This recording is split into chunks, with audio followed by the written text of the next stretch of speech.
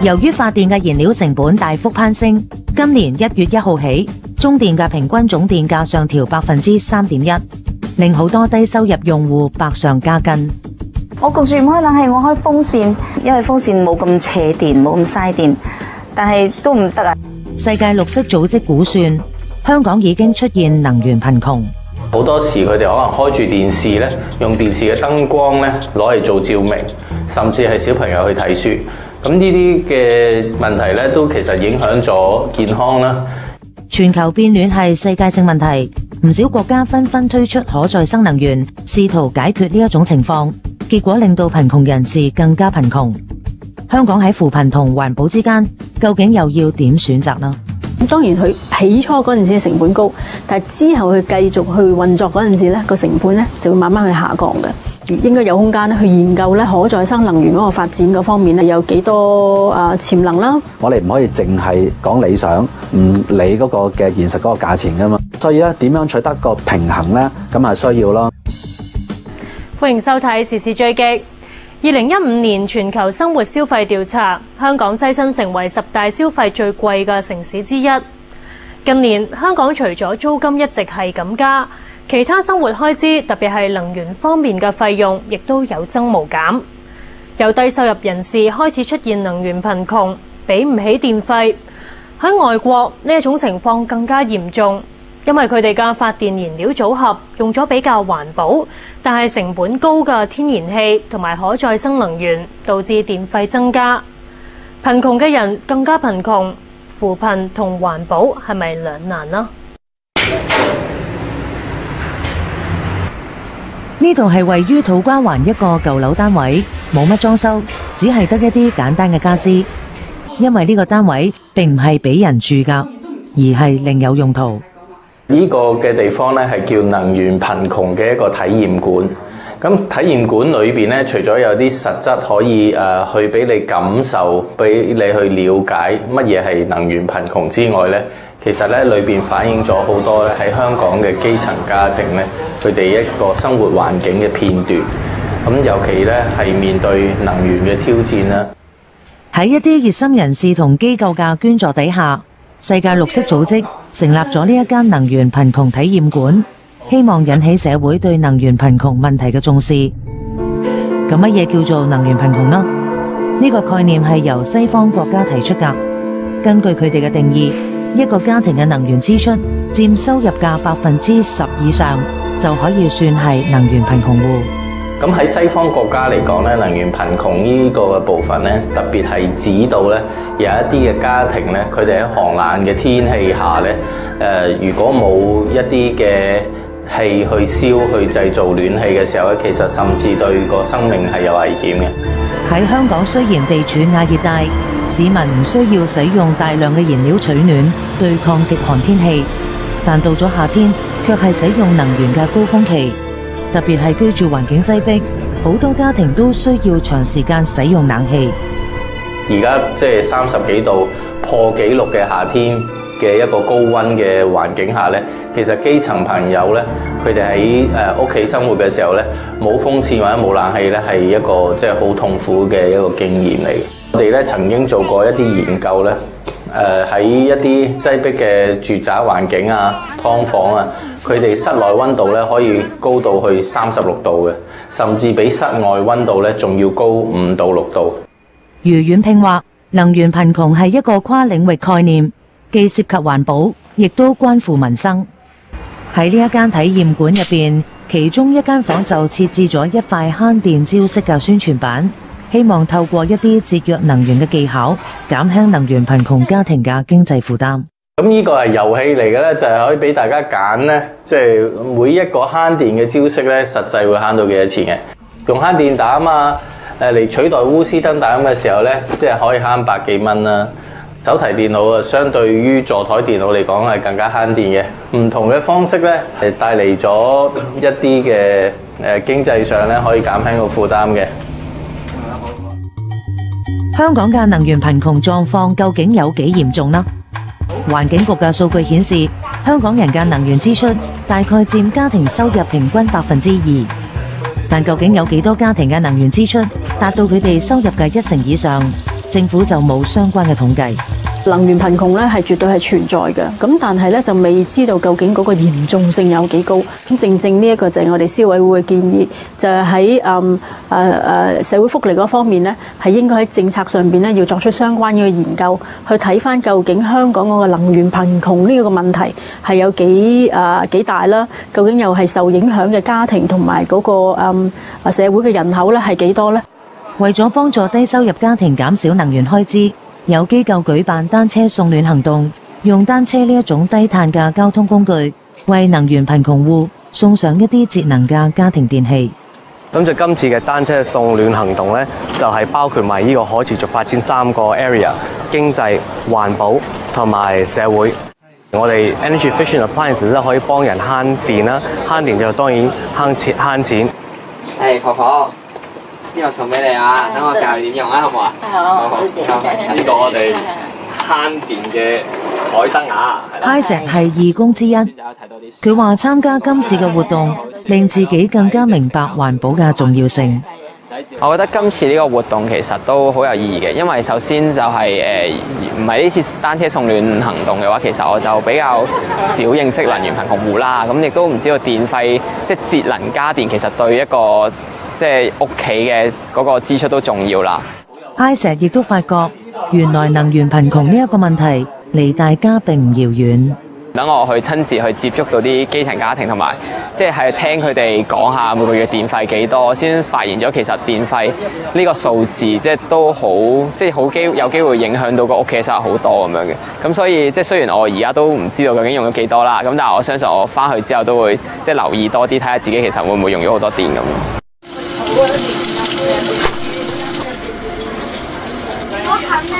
林小姐同媽媽、丈夫同3個仔一家6口住喺屯門一個公屋單位，成個家庭支出就係靠佢丈夫每個月萬幾蚊嘅人工維持。夏天使用能源較多嘅時候，家庭能源開支經常超過1000蚊，陷入所謂能源貧窮嘅困境。呢個冷氣機咧好舊啦，所以佢扯電特別多。因為我哋始終人多，一家6口，咁啊係有2間房，咁啊只係靠呢一個冷氣咧，所以我哋每一間房都有一把風扇要打散佢，所以基本嚟講，一部冷氣啦，3把風扇咧就必然噶啦。林小姐屋企使用嘅能源主要有水、電同石油氣，喺佢哋嘅能源開支入邊，電費所佔嘅比重就最大。我自己咧就會用盆嚟裝水沖涼，咁咧就可以咧控制到咧，你唔使成日開行嗰啲熱水掣，你開行熱水掣咧，咁啊嗰度都嘥電啦。都話俾佢聽，唔好開咁多雪櫃啊，都係呢度慳啲，嗰度慳啲，提下佢哋。不過就算點慳，仍然好難做到減少能源開支。我焗住唔開冷氣，但係隔離左右咧上下咧佢哋都開冷氣，咁啊我哋真係咧承受隔離左右嘅熱風。嘗試過開風扇，因為風扇冇咁扯電，冇咁嘥電，但係都唔得啊，因為人多啦，空間亦都細啦，一定要開冷氣先至能夠咧勉強瞓到覺。今年1月1號起，中電將平均總電價上調3.1%，每度電價價格由1蚊1毫0仙8調升到1蚊1毫4仙2。中電解釋，加電費係為咗配合政府嘅環保政策，要符合新嘅排放上限，需要加大使用天然氣發電嘅比例，導致燃料成本上升50%，對電價造成壓力。林小姐期待政府可以有相應嘅措施，補貼低收入家庭，減輕佢哋嘅電費負擔。而家日頭我都會讓啲仔女、讓啲仔喺呢一度對住陽光嗰度咧，窗嘅地方做功課，咁啊可以慳翻啲電啦。慳唔到幾多，因為都有時都擔心就係話啊，我慳呢度，咁佢哋要戴眼鏡，今日都唔知醫得頭嚟定醫腳好。期待政府可以減輕啲我哋喺用電方面，都幾想用唔想用又唔捨得用嗰個無奈。環保同脫貧之間究竟係唔係存在矛盾嘅呢？目前全球為咗應付氣候暖化嘅問題，唔少國家都大幅投資開發天然氣，甚至係可再生能源。但有分析認為，部分設施唔單止冇為環境保護帶嚟好大改善，反而迫使更多人購買更貴、可靠性唔穩定嘅能源，令到陷入能源貧窮嘅人亦都比以前多。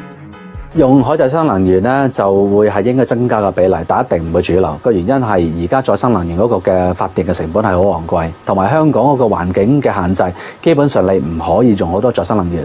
我哋係要考慮翻幾樣嘢，第一就係嗰個嘅環保嘅要求，第二咧就係要潔淨嘅，咁咧就無可避免地，你所付出嘅價格就會貴好多。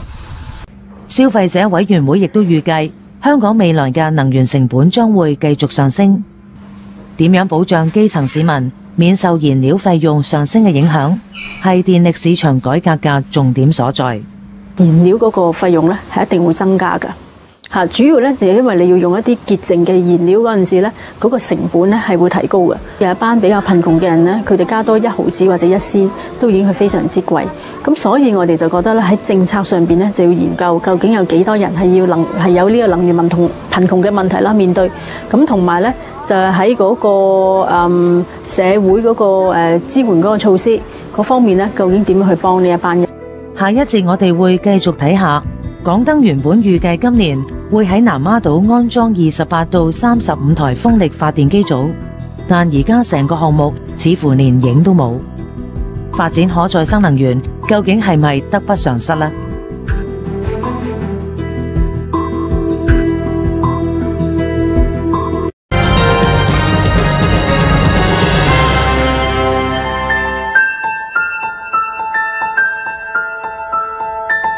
聯合國秘書長潘基文講過，最先受到氣候變化損害，而且受損最嚴重嘅係窮人。有文章引述數據話，英國呢個國家自從05年之後，電價上漲咗50%。漲幅嘅原因係由於政府大力推動將可再生能源佔整體發電比例由1.8%增長到4.6%。結果當中有17%嘅英國家庭買唔起能源。如果香港要發展可再生能源，令到能源成本上升，會唔會導致能源貧窮嘅情況進一步加劇呢？市民負擔唔起嗰個嘅電價，個原因係咩呢？係個收入太低，一個福利嘅政策嘅問題啦。所以咧，你界定咗佢能源貧窮戶，其實解決嘅辦法係咪要由呢一個嘅電力公司將個價錢降低，令到所有人負擔得到呢？定係話由政府提供一定嘅補貼，令到所謂嘅保底，令到一般嘅負擔唔起嘅市民有政府嘅資助。好多人或者會認為環保導致能源貧窮嘅人越嚟越多，呢一種邏輯好奇怪，但再生能源成本高，引發電費增長又係不爭嘅事實。當風吹過嘅時候，風就會帶動風車葉轉動，而風車葉上面個軸口位會帶動發電機嘅軸就會帶動發電機入面嘅渦輪就會推動發電機，就產生咗一啲電能出嚟。戴家賢同蘇海林係保良局姚連生中學嘅學生，亦都係學校嘅環保大使。佢哋介紹嘅風車模型係學校用嚟做風力發電嘅裝置，主要俾唔同年級嘅學生做實驗。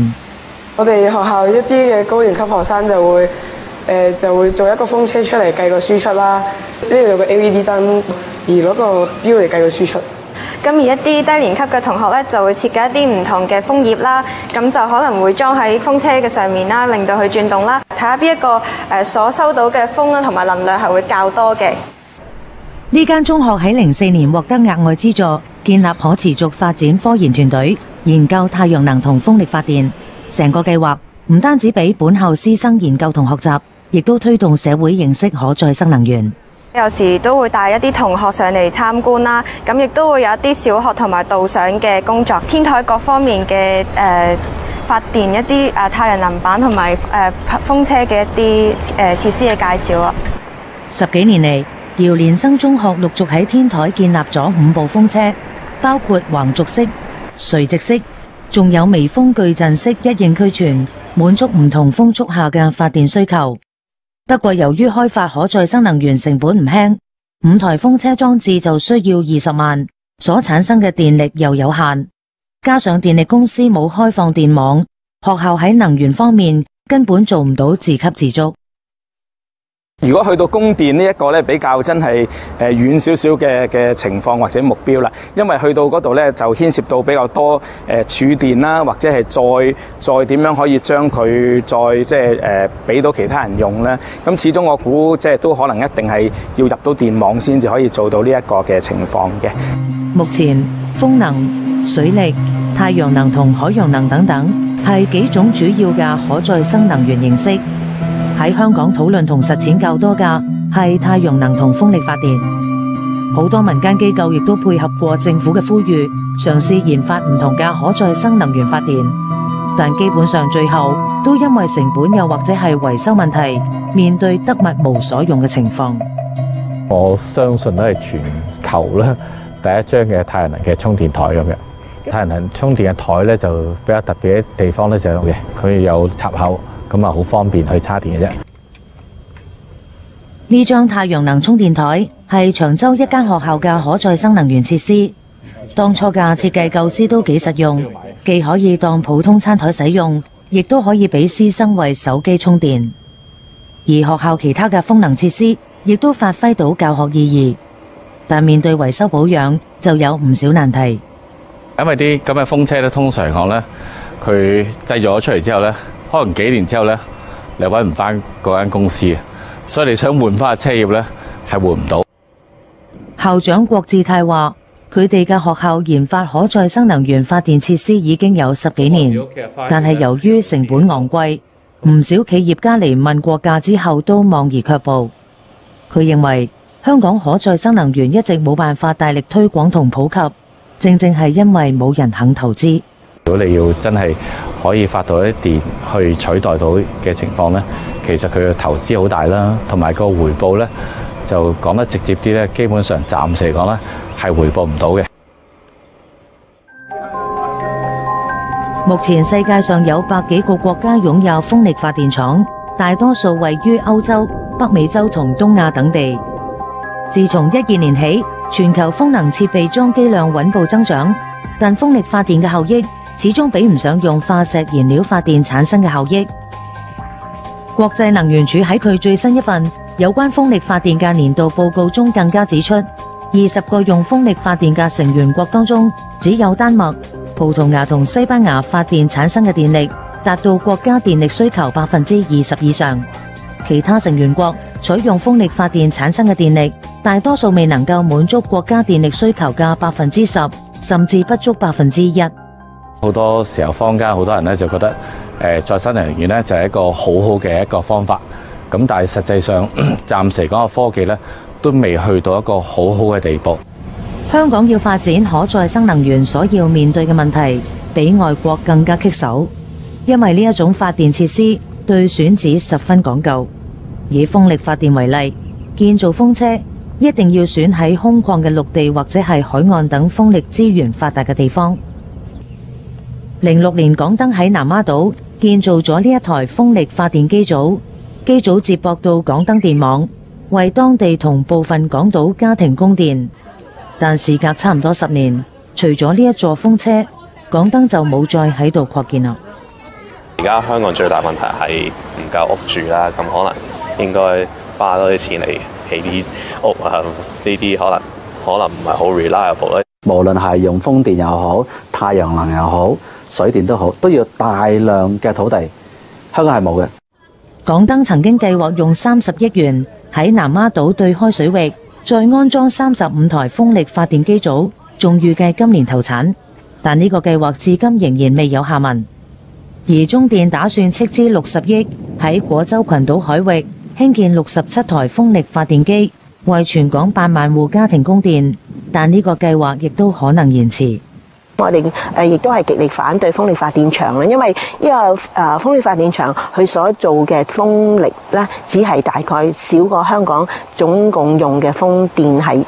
總共嘅電力係1%。咁而調翻轉頭咧，佢所花費嘅嗰個投資咧係會大概超過10億咁多。由於有呢個政府嘅利潤管制之後咧，咁佢哋就會可以有11% 嘅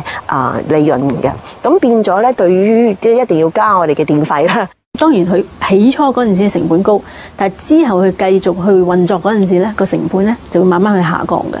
海外嘅經驗話已經俾我哋聽，到嗰幾年之後，到嗰個可再生能源嗰個嘅發電咧開始成熟嗰陣時咧，其實佢帶嚟嗰個嘅效益咧係遠出係會喜出望外嘅。舊年環境局發表優化燃料組合嘅諮詢文件，指出發電係香港空氣污染嘅主要排放源頭之一，當中以燒煤發電產生嘅污染最嚴重。喺兩電嘅發電能源組合入邊，煤嘅使用比例平均達到53%。點樣達到2020年嘅減排目標？香港需要盡早檢討同規劃未來嘅燃料組合。喺文件入邊，雖然亦都有討論到可再生能源部分，但就重申，以目前嘅技術水平同經濟效益而言，利用佢作為主要發電燃料嘅機會唔大。客觀地考慮，我哋唔可以淨係講理想，唔理嗰個嘅現實嗰個價錢噶嘛，因為有啲市民都可能係真係都要考慮到電價唔可以太貴噶嘛，咁所以咧點樣取得個平衡呢？咁係需要咯。但喺全球氣候變化嘅壓力底下，唔少國家為咗減排目標，包括中國，正大規模研發可再生能源。消委會亦都多次提出，香港要從源頭開放電力市場，包括引入可再生能源。我哋唔好睇輕呢一個可再生能源嗰個發展，儘管香港係人多地少，咁但係呢係點點滴滴，若果係做好佢嘅話呢，其實都會對我哋將來嗰個電嗰個嘅發電呢，都會有好大嘅幫助。為咗可持續發展，香港必須有效咁控制能源需求嘅增長。另外，除咗研發可再生能源，其實係咪可以簡單啲，人人奉行節約能源原則，用少啲電，已經可以達至有效減排嘅目標呢？